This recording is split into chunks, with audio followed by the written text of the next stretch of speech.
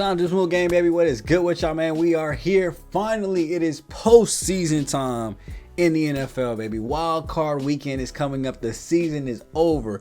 The chases are done. The trades are finalized. The draft order for us, unfortunate losers, take a moment of silence for your teams if you're not in the postseason, has been set. And it's time to only focus on who's winning this year's Lombardi.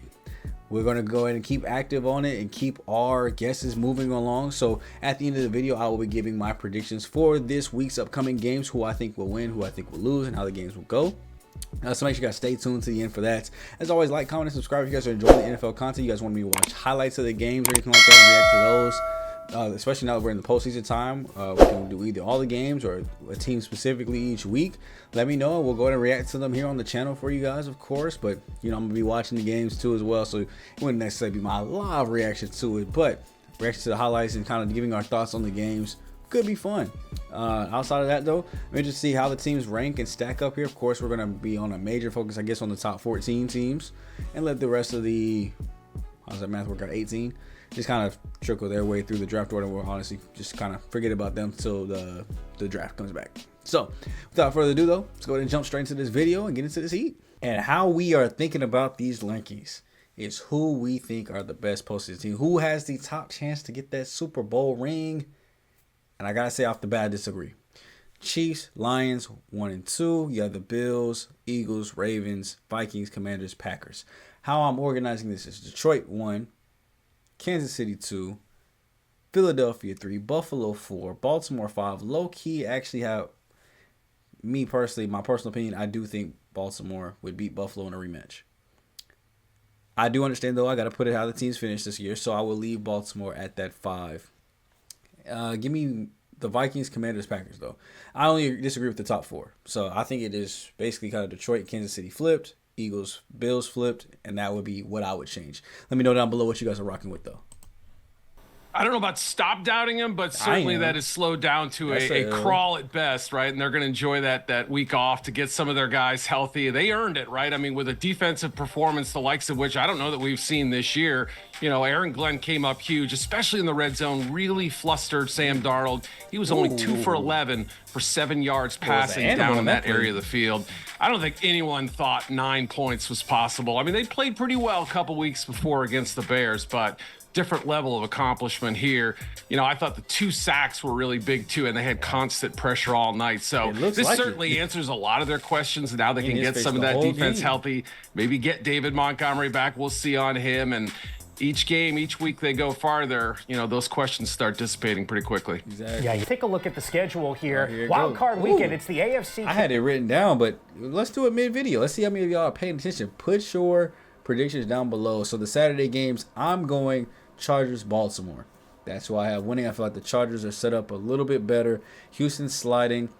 Chargers are a good defensive team anyway, and the thing that Houston struggles with the most of their offensive line and pressure getting into C.J. Stroud's face. So, and with the lack of receiver talent there, with a lot of guys being hurt at that spot, the top 2 guys being hurt mainly, I'm going with the Chargers in that with the upset since they have the lower seed. Baltimore, I have taken the win there. I mean, Pittsburgh's been sliding all the rest of the season. I think it's time we go to slide them right into the draft room. So Sunday we have Denver and Buffalo. I don't think any surprises there. Buffalo, of course. Green Bay and the Eagles. I think that could be a game set up for upset. I think Green Bay is a very good and strong offense. Philadelphia is going to make it a points duel, and I really feel like Philly can outlast Green Bay when it comes to racking up a lot of points. And then last but not least, Commanders and Buccaneers. This one I struggle with a lot because the Buccaneers, to me, would be an upset win if they did win, and I feel like they could pull it off. Baker's playing at a high level. I do think Jaden's going to get him one, though. Just like Stroud and Jordan Love before him, getting their first playoff wins in their first playoff games, I think Jaden will go ahead and pull it off, too, as well, and kind of follow CJ's path as well as winning as a rookie. And then last but not least here, we have Minnesota and Rams, which I don't know why that was the last game, but, I mean, not too many of these are really, really good games. I mean, you could possibly move the Eagles-Packers game to Monday, but Minnesota and Los Angeles Rams, Minnesota's taking that. Rams could make it interesting with an upset with the veteran quarterback and Matthew Stafford back there, but I don't see the only upset I see going through in this, really, which wouldn't even be considered upsets, but upset by seeding, is the Commanders and the Chargers winning. Let me know down below what you guys got. Yeah, remember they beat Buffalo at Highmark Stadium last year. I know things have changed dramatically, quarterbacks and other things, right? Now. Who was even running the offense back? That was before Joe Brady took over. But you're right. I think, as explosive as this offense is, we know 30 touchdowns plus rushing and passing has never been done before. They have that incredible explosive ability and balance. So that's what they've got going for them, no doubt. But Denver's defense is tough. We've also got the Bills' defense, I think, has to answer some questions. We remember the Rams game. Am I the only one that thinks this? The only people that actually think that Denver has a chance in this game are Denver fans? And as you should. If it was the Saints, I don't care what record is. Even right now, if the Saints somehow just magically just got thrown in, we're winning the Super Bowl. I'm behind my team 10 toes down. But if you're not an actual fan of Denver and you think Denver's going to win this, you either trying to win the upset parlay to get a ton of money, or are you crazy? There's no way you even think this game's going to be close. All those points. Detroit, too, storming back to try to make it a game. Even their backups defending Joe Milton last week. So there's a question about depth, even with Matt Milano back. Greg Rousseau's playing well, but that secondary, I think, has to step up. One big thing they have going, rookie quarterbacks have not fared well against Sean McDermott defenses. Only 7 touchdowns, 17 interceptions in 13 games against them. So maybe they've got something against Bo Nix, but we'll see. It should be a good matchup. Yeah, there has been some murkiness over his situation, or quietude. Anyway, we haven't heard a lot of tangible updates. Mike Garafolo, our colleague at NFL Network, has reported he thinks he's not worried that Hurts will play, but the rust factor you mentioned is something to consider, right? There can be some gamesmanship here about Hurts' availability and all that, but he's got to get some reps in, some practice, and sort of get that rhythm back because – look, you miss time, you get away from things a little bit, and then that timing gets thrown off. So, Saquon Barkley rested, offensive line rested. Those are good. But when you've got question marks surrounding Hurts and Kenny Pickett, he had his ribs looked at a couple weeks ago. That's a little bit worrying for me. So this is also a Packers team that played them pretty tough. Again, way back in week 1 and way down in Brazil. A lot of things have changed there too. But, they've got some interesting questions facing them in their first playoff game. The Ravens. Is this a hot take? They should be the favorite to win the Super Bowl this year. I mean, look, I think they're almost in a better position than they were last year. Not in terms of home field advantage and all that, right? Better record, better team all around, I think, last year. But still, they went from having the spotlight on them, all the questions about can they win it again? Can Lamar win his first Super Bowl? Mm-hmm. Now, the spotlight's been shifted elsewhere. They're the hunters now. They're in a different role than I think they're used to. Everything that started with 0-2 kind of put them behind the 8 ball and losses to the Browns and Steelers. But they came back in the second matchup against Pittsburgh, looked far better. 6-3 on the road, 3 close losses. And I love the direction of the defense, Mike. We can talk until we're blue in the face about Lamar and Derrick Henry and there being, this kind of year. The magic has been there. They're made for this time of season. But the defense has really made strides. I think the last 7 games, they're averaging 262 yards per game allowed. So they don't give you much. And they also take a lot from you, too. So they're absolutely rolling, and you could see them as the favorites, and it wouldn't be anything I'd really challenge you on. And me personally, I wouldn't challenge you on it either because, like I said earlier, I do have them going to, in most of my, just predictions, I have them going to the Super Bowl. I do think that they can pull up, beat Buffalo, win this week against Pittsburgh, beat Buffalo next week, and getting their second rematch against them, playing Kansas City, upsetting them, and going to the Super Bowl. Now, do I think they win it? No, because I think they're going to face a Detroit team that's going to be able to put up more points. But for me personally, right now, they're my favorites to win the AFC. Let me know down below if you guys rock with that. I think Kevin O'Connell, I think, has done this sort of equanimity thing all year, not too high, not too low, understanding the pulse of his locker room. And it was a hard fall from 9 straight wins to what we saw Sunday night.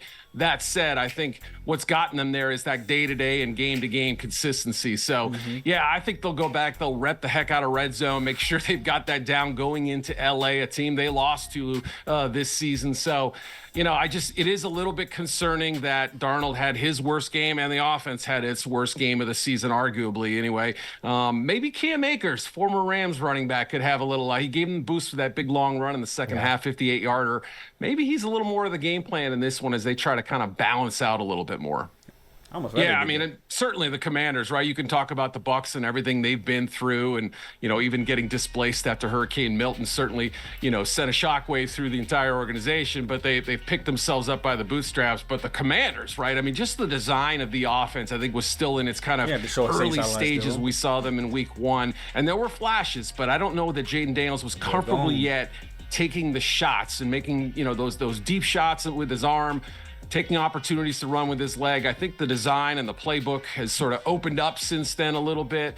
They've become this dangerous team that I think people now fear going against because of Watson. So, it's good. Or Daniels, I should say, rather. It's going to be fascinating to see how he stands in this playoff atmosphere against a Bucs team that I think is sort of brimming with confidence. They've been able to pull off some wild victories too. But you're right. I think a lot has changed both offensively and defensively for both teams since then. Yeah, no doubt. You have to factor in recency bias, especially when it comes to injuries and things like that. Now, I suspect Jordan Love's elbow will be fine, but you saw him continually trying to kind of warm up and get it loose on the sideline. So maybe it was a funny bone thing. Maybe it was something a little worse than that, but I expect him to be out there. Worse. Yeah, you're right, though. I mean, even not too long ago when they lost in Detroit by a field goal, I said, look, this is a very good football team. I know they've lost some close games to good opponents. Hang in there with me. Well, you got to keep hanging because we haven't seen the best version of the one that messed up a punt against Chicago and allowed them to run it back for a touchdown. Matt LaFleur had clock issues at the end of the game. The offense was sort of sputtering. They lose Christian Watson. So, yeah, the questions are starting to mount for a team that not long ago I would have still put as a dark horse sort of Super Bowl contender. Right now, they've kind of got to win me back a little bit, I think.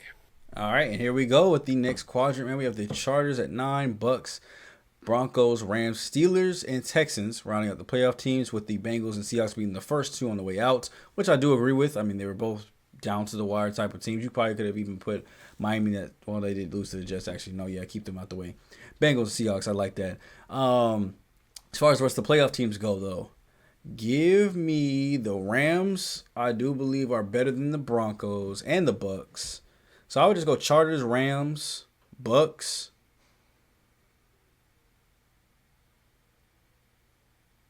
Do I think the Broncos are that good, though? I don't believe the Broncos. Pittsburgh's been sliding, but Houston's played like booty. So honestly, they all deserve like a what would that be, 12, A, B, and C.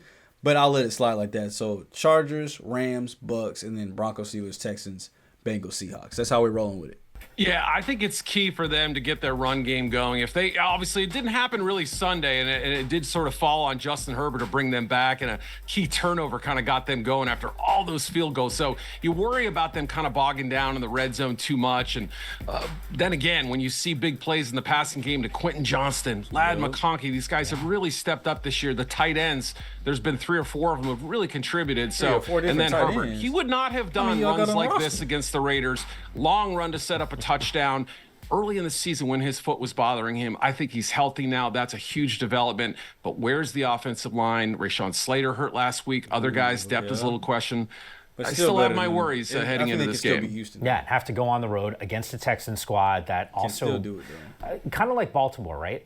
In this, and I'm not comparing the two teams. I think Baltimore's path is way easier because they're a better football team. But I just think questions around the squad and maybe can start surging late in the year. They played a bunch of games in a tight window there, including that Christmas Day matchup. Who knows? We'll see. I know they were hyped up in a meaningful way. The Buccaneers at 10. I think they are the most disrespected team in the AFC or NFC playoff picture. They figure out ways to win. They've been a staple in that division, winning it year in and year out. Baker Mayfield's balling. I don't know, Eric. Am I crazy to think they can make a run? Yeah, absolutely. I mean, obviously it's a very tough first matchup, right? I think a lot of people are This is where context and how you answer it. My boy said, yeah. He said, am I crazy to think this? Yes, absolutely. We know he didn't mean it like that, but that was just so. Yes, absolutely. You're crazy to think that. Eyeballing this game as maybe the sleeper of the weekend or however you want to call it. But, Mike Evans got his 1,000-yard season. Great celebration on the field. And Baker's had a tremendous year, obviously throwing the football. More trust in guys like Jalen McMillan there.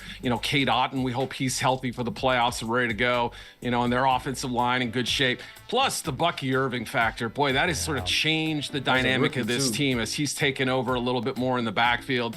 Been a huge development as a 4th-round rookie. He and Rachaad White are a great pair. So the offensive weapons are there. Is the secondary ready to handle Washington's passing attack? Are they ready to take him on as a scrambler too? Those are my sort of biggest questions right now. But you're right. The fear factor they bring and the fearlessness with which they play, I think, are going to be huge factors in this game and possibly beyond.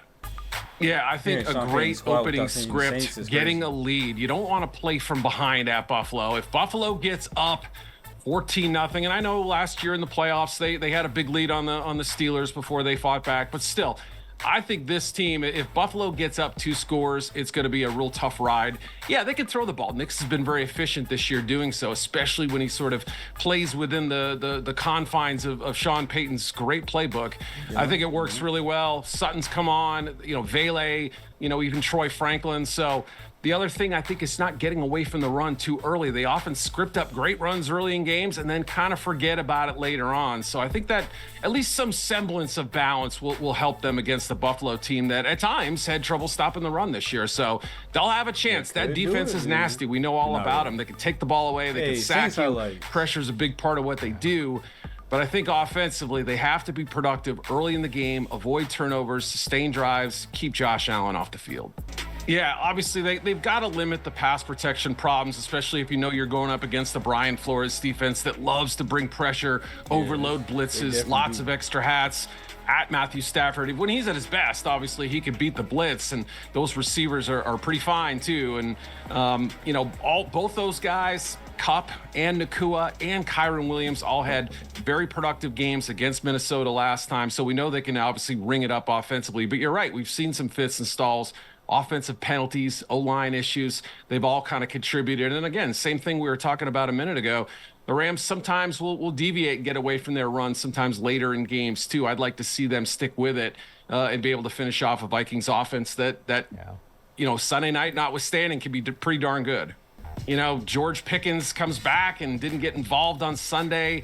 Certainly the blocking up front and key turnovers down the stretch from 2 guys you don't normally associate with Russell Wilson and Pat Freiermuth. Both guys had crucial either drops or turnovers that have cost their team. So there's just a lack of rhythm right now. And you see Wilson having to get a quarter and a half, 2 quarters to kind of get his feel for the game. And by that point, sometimes it's too late. They put themselves in a hole. The defense has done what it can, but even in the bigger games, the marquee matchups, the best teams they face this year, even they can't hold them on that side of the ball. So they've got a lot of worries heading into this game, and you can see it on Mike Tomlin's face and in his words. The Texans, we thought about them as a dark horse Super Bowl team before the year started.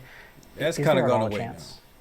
There's still a chance. Well, look, they beat the Browns in Houston last year. They were underdogs at home, too. And look, C.J. Stroud can still bring it. I know the receivers have been hurt. The offensive line, Joe Mixon's been out of the lineup. But maybe they've been able to save it up and store it up for this one game. And we'll see. They need it badly because all the momentum has been going the other way. All right, as you can see here, only like 4 minutes left in the video. So we're probably going to get through this bottom half pretty quick. We have Arizona up 2 spots to 17, Miami, Atlanta, Indianapolis, Dallas, San Francisco, Chicago, and Carolina. Of course, here we're not really worried about changing up these rankings. We just wanted to kind of really just get like a list of here's what the rest of the league kind of looks like. I mean, they said there's a team in here that could go up to being a postseason team this year. And he said consistently in the bottom 5. And the only one I see in this listing would be Carolina. So, I mean, they could be a postseason team. Did he say postseason or Super Bowl team? He said postseason. They could be a postseason team just with how the division looks. Obviously, I feel like the Saints were going into a complete rebuild. So we're going to be a non-factor here for like the next year or two. Atlanta does have their way into it for sure too as well. They look strong to finish out the year, but we'll have to see. I'm just going off of what he said, though. He said bottom 5 team. Atlanta was not bottom 5 at all, I think, all season for him. And then, obviously, Tampa Bay could be on this decent. They've been riding high for a while. How much longer can Baker keep that team moving? I think they've just kind of been benefiting from a weak division. I think it's time to go and start coming down, and either Atlanta or Carolina is going to kind of take over the division from here going. Cam Wolfe, who's one of our great reporters, I was doing a show with him yesterday, and he turned to me and he goes, hey, I think Carolina could be a playoff team next year the way Bryce Young is playing and how this offseason looks. Is he crazy? I don't think he's. I don't think crazy at all. You could absolutely see a path for them, provided they add a little bit more firepower on offense. I'd love to see him bring Adam Thielen back. He's been a great mentor for that receiver room, and guys like Xavier Legette and Jalen Coker and such. Maybe add a tight end. When you see that no-look pass though from Young, you know he feels comfortable. This is Alabama version of Bryce Young that we're seeing, not the guy who looked miserable early in the year and was benched, and we didn't know what his future would be. So. Complete 180 from what we've gotten. You wish it happened for guys like Anthony Richardson, but maybe that's next year. Bryce's turn is this year so far, at least turning the page. And yeah, I could see it. Defense needs a lot of help too. So Dan Morgan and company have to get that side of the ball right. Otherwise, it's still going to be an uphill climb. Teams 25 now through 32. The Saints. This is going to be a crazy offseason for really all of these teams. At 25, the Jets 26. The Jags finish at 27. The Raiders and Antonio Pierce and company at 28. The Patriots, they're going to be looking for a new head coach at 29. The Giants won't be looking for a new head coach. Brian Daboll and Joe Schoen, their general manager, keep their jobs. At 31, it's the Titans.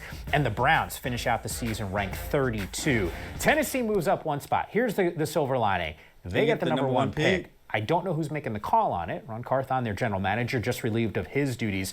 Is this all about QB1? Jim Rancher just got cheated?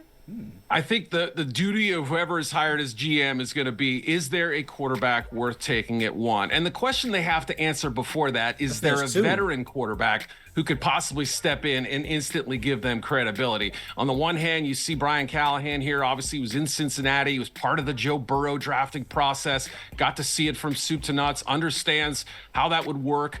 You know, Burrow wasn't necessarily considered a classic number one pick prior to that college season. So, you know, they might go off the radar and take somebody who wouldn't necessarily be a traditional number one overall guy. But I think if there's a veteran option, they'll at least explore that. There's so many questions in Tennessee about defense, offense, and obviously now the front office as well. Wow. Who's going to be making those calls? We just don't know right now. They and the Browns, I think, have two really tough situations. That's why they were 31st, 32nd on my list. Yeah, look, I was doing a show and Brian Baldinger said, hey, 6, 7 of the top 10 teams picking in the draft need a quarterback. There's not 6 to 7 first-round quarterback arms this year. Free agency. There's going to be some movement this offseason. And I do think that is true because, like, that's what I was just thinking about is, I mean, just off the top of my head, I can list 3. They're not necessarily veteran options, but 3 options that you can go at quarterback. I've heard people are looking at Joe Milton after the great start he put up. They've already been receiving calls about a trade for that. J.J. McCarthy. Obviously, Sam Darnold's playing great with Minnesota right now. They kind of don't need him anymore, so they could look at exploring that trade and get some capital back. Or if they decide that they still want to go J.J. McCarthy and let Sam Darnold go, Sam Darnold could be an option. There are a couple of other, big name options. I mean, Justin Fields I think his contract is up this year too as well, and performed very good. I think he went 6-2 before Russell took back over. Was that what it was? 6-2, 4-2, something like that. He had a winning record before Russell Wilson took back over. People were wondering if they even should have switched back, and then see Russell started winning games, and now they're losing again. So who knows? So I mean, they could either stick with Justin and let Russell go, stay with Russell, and let Justin go. There are several teams out there with 2 good quarterback options that could be looking to move forward. I mean, Joe Flacco obviously hasn't announced his retirement. He has been doing pretty good with the Colts as a backup role, so maybe 1 more year as a little spot start to get you to next season. Jameis Winston, very good player too as well. He was able to get wins, able to throw you out of a lot of ball games. Will get you some interceptions and turnovers, but could still be a very good starting quarterback in the league. Trying to think of just anybody else really that you can kind of get with. I mean, I would love to part ways with Derek Carr. We can go and part ways with Derek Carr, give it to somebody that needs it. Maybe get somebody's top draft pick, and we can go get Shedeur Sanders for ourselves. You know what I'm saying? Like that would be nice. Either that or Cam Ward. Yeah, let's get one of them two. So we might even be over to trading. But let me know down below, man, what you guys think about that quarterback carousel. What teams you think need to just go ahead and go to the draft, and what teams you think need to just go ahead and grab a free agent quarterback. And where do you think some of the top quarterback arms are going to go in this year's draft? I think there's at least 3. I know everybody's really been talking about Shedeur and Cam Ward, but there's probably at least 3 or 4 that you can see going in the first round. I can at least see going in the first round. And of course, if you guys want my draft takes and stuff like that, we can do that. Just let me know down in the comment section down below. We'll get some videos out for that. But love every single one of you guys, man. Thank you guys so much for the love and support that you guys give to the channel and the support on these sports content videos. I would love to bring more out to you guys if you want to see them. So I'll go ahead and catch you guys in the next video. Speaking with Shadu Smooth, aka Black Okage, Black Avatar, King Leo. And I'll catch you guys in this next video, man. I'm going for the day. Peace.